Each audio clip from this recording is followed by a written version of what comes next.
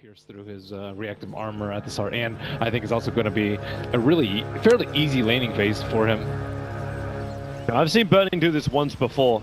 Last time he had friends, as well as a TP skull. But he'll get the rune, but will he lose his life for it? A rage, a walk, a body block, up for ice, and they're gonna get him. Burning will fall, all of that for a bounty rune. He'll respawn and TP down to the bottom lane. Magic stick charge, it will just take a lift, double raise, maybe 1 or 2 hits, and he should perish, but they have to bring him a little bit lower. Bubble Cook goes in, jump up and throw him back, raise 1 and Invis. You have a short range raise and that will not be enough to find the Invoker, so Timbersaw has the Orb Venom as well, so he can just right click this life steal to kind of non-stop and kite him a little bit easier. I kind of like the Orb Venom build, especially on a melee hero like the Timbersaw. Spirit's waiting, kicks back to Shadow Fiend, rolling boulder, going to slow him down as well. Still no Cold Snap, they've got Sunstrike available for jabs, but they don't even need it, they've already found that kill. Q rotates in, but say goodbye, he'll be glimpsed back up to the top lane. Nuts as well as XY, they want to keep that pressure going. Obviously with the TP into mid, they have fallen off the top lane, so it's just Black left up by his little lonesome on the top lane, but it's down the bottom lane where they roll in, look for it, actually kicking in, pushing the Timbersaw away, but iceiceice walks back over, no rage available, so Whirling Death doesn't work. The Sunstrike waiting for Burning to rotate into it, but Nuts has already done the damage required, so Life Stealer is lost to the world as well. Heroes for a life stealer to jump on, especially now that Timber's finally hit his level 6, so you're gonna add the Chakram into the mix. Well, time to kill Timber. Yep, he's got a level 1 Timber chain, that won't be enough, so iceiceice will be dropped. He's the one to take it. They really need perhaps the Earth Spirit there, but that Observer will store everything.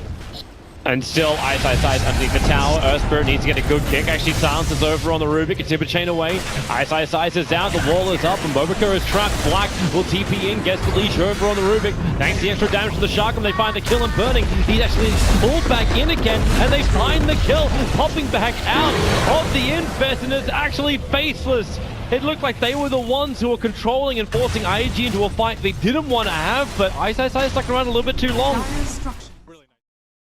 That's pretty difficult for him to take out. He's not that strong. He doesn't have the shrine, but he can at least just toggle his way through. Oh, the Sunstrike, they see him! The Observer Ward was watching it the entire time. I didn't see anything around it. Just want some chicken, man. Oh no, I can trust you guys. Yeah, it doesn't know what it's doing. Top lane, Timbersaw, the epicenter. He did actually have a little bit of resistance. That Hood of Defiance, it might just keep iceiceice alive. A chain up in 1 second time pulls him away from the Undying minions. Meanwhile, in middle lane, a quick silence kick. Sunstrike's coming in again. Boboko gets hit pretty hard. Where's that extra bit of damage? It will be there just from the Magnetize, but back into the lane. Jabs is the one being caught. He'll go Invis. Where's the detection? They do not even have it at the moment. The wall comes up to keep Burning under control. Meanwhile, Sand King, Black jumps onto him. That Sentry Ward was down for Faceless, so they were the ones with a vision advantage. Wow, they're just lacking a tiny bit of damage for all these fights. Nuts. He's actually got Burning locked in that, but unfortunately gets blocked up by his own creep wave, so it's negligible damage, but Q gets caught rotating back off the top lane. No leash from Black. You bring iceiceice back up to the top lane, and this is going to split up the IG lineup. I'm wondering if they can even really utilize the Aegis beyond taking the golden experience that Roshan offered. It will at least buy some more time for Burning to get back to par net worth. Yeah, that boulder won't reach, but the kick well. Sunstride's coming in, they turn on the silence and a quick jump forward. It was the Chakram that did the work, but in comes Life Stealer in the paws of the Sand King. I say claws of the Sand King. Black able to shadow dance himself away to safety. So a 1-for-1 trade-off for some heavy rotations from IG. Forcing them to always constantly kill him. He's died a few times, but his farm is still incredibly high. He's 5th on net worth, but it's still very close to number 1 and number 2. Yep. Jump forward, they found their target. It's going to be the Invoker. Quick Yule steps her up. Can he actually invoke Invis? No. Burning is there, and they'll also disrupt it with him. Radiant's middle tower is under attack. One benefit of IG's lineup too is they have the minus armor from the Shadow Fiend. So despite lifesteal like not having the greatest early game, he can still throw out a lot of damage, even with the absence of a corrosive haste. And I think they can just do Rosemary soon too. And it's also a benefit of having a ton of minus armor XSS. Now you see just how much damage the Timbersaw can do with a little bit of farm, and he's hoping for kills. Okay, iceiceice going in very deep, looking for the chakram. Kill won't happen. Now he's going to chain back out again. A lot of life in the regeneration. Doesn't have as many reactive armor stacks as he probably wants to go that deep. Meanwhile, Black playing around with Burning forces him to rage up, and Invictus Gaming are wondering who they're meant to be trying to kill. Really being grouped up. They have 4 heroes together. Now the Observer Ward, I don't know if it actually caught the edge of the smoke. I believe it did. They have a gem now on the Oh, Black. Hello. Well, Undying. He might be able to get his tombstone off. No, he can't. Instantly silenced, and they go for the kick. They found the SK, and that gem of True Sight is instantly lost. Oh, I know that feeling. And OP is on the run. The gem of True Sight, they're pulling him back with the glimpse. OP will trigger the BKB. He's down the back lines, nuts, waiting it out. He's going to keep his distance. He's low on life, so there goes your Requiem Assaults. Black also retreating back out, but you know iceiceice wants to initiate forward with the Whirling Death. The perfect kick. Shadow Fiend will be lost, and it's Faceless rampaging through the Radiant jungle after Bobaka. Chains forward, and there will be more than enough. An extra kick just to hold him in position. 4 heroes. Actually, no, yeah, 4 heroes lost. The Undying is so low, he's already respawned. And the tier 2 tower as well. Faces will knock on the door 27 minutes into this game. That was pretty much the perfect time for Faceless to smoke as they were trying to D-ward with a fresh gem on the Sand King. And Timbersaw is up in front, but he's losing a lot of life. That Burrow Strike is right on the money too. With a kick forward, a quick chain back out again. The Yule Scepter up. Jams buys some time. SF is still not up, so there's not a huge amount of damage with Black dead for Faceless.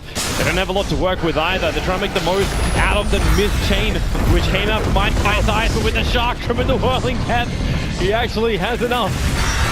The kill off first, the SK, and go back in on Burning. He's low on life, but he may not care. They find enough, and the glimpse. Q, it is not his day. He'll go down as well. just despawned though. OP might be able to take down the Roach for free.